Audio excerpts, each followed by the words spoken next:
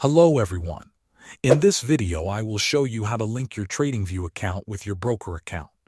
First, open TradingView in your web browser and sign in with your email and password. After signing in, open any chart of your choice. You can select any symbol or market you prefer. Once the chart is open, look at the top right corner of the screen. You will see a button called Trade. Click on that button. After clicking Trade, a list of brokers will appear. Scroll through the list to find the broker you want to connect to. If you cannot find your broker immediately, use the search bar in the broker section.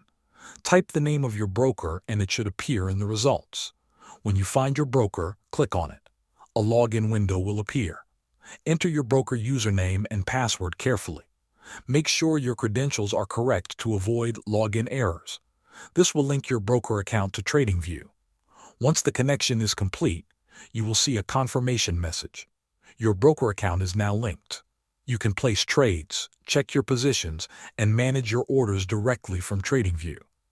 Thanks for watching.